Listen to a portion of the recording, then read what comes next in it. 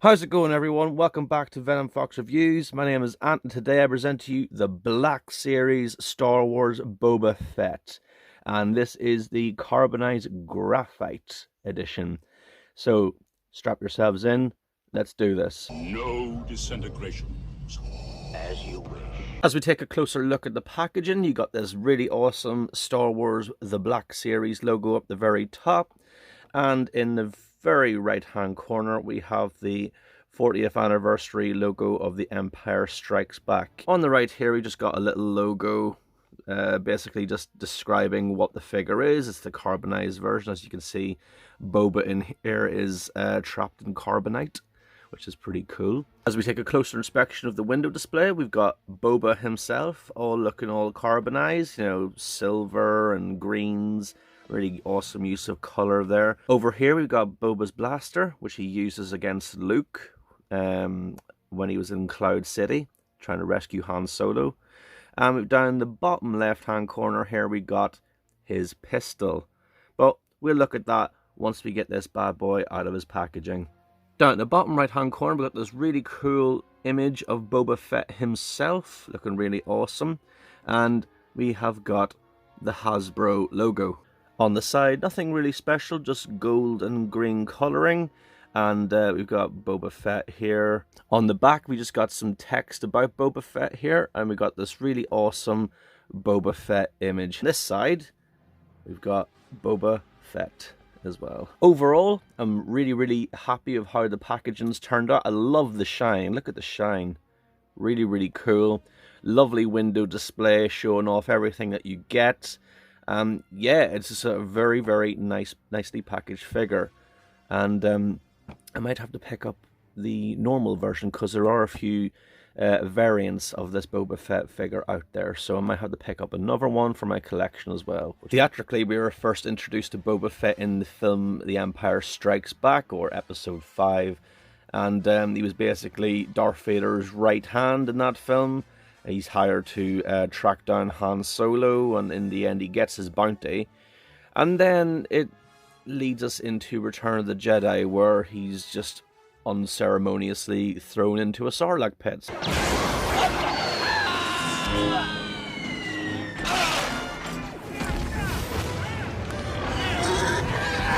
But recently, Boba Fett made his return in The Mandalorian, and he was an absolute badass in that show. But anyway, let's get Boba out of his packaging, and we'll take a closer look at the figure itself.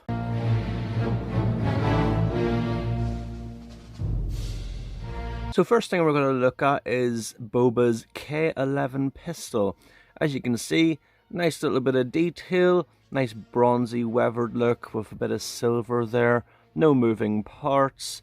And yeah, that's going to sit nicely in Boba's holster on the side of his leg. And of course, a bounty hunter wouldn't be a bounty hunter without his blaster. This is Boba's EE3 blaster, I believe. And yeah, nice little bit of detail again. Nice blacks, browns, greys there. Yeah, it just looks really awesome. Again, no moving parts. And that's going to fit nice and snug in Boba's trigger hand.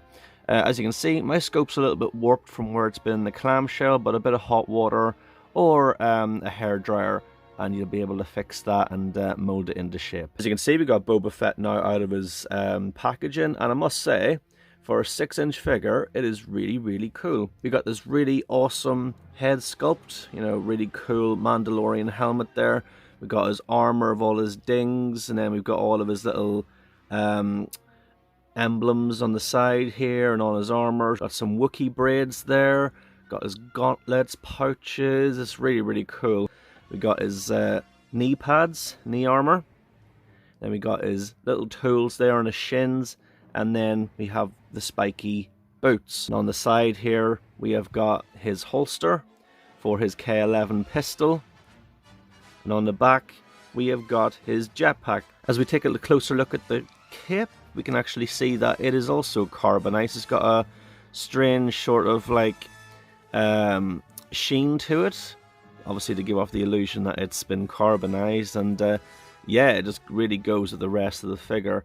Here we have Boba's emblem On the side, a mythosaur, I believe it is.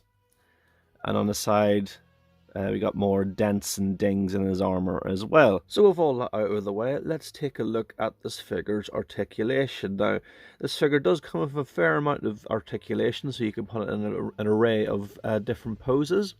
So we'll start with the head sculpt. Head sculpt can move left to right. It's a bit of a squeeze to actually do it.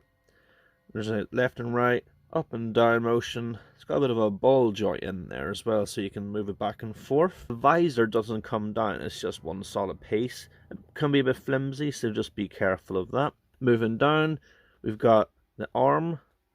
You can raise up like this. Good range of motion there. We got a single jointed arm, like so. It's got a bit of a pivot in there, so you can move the gauntlet around, which is pretty cool.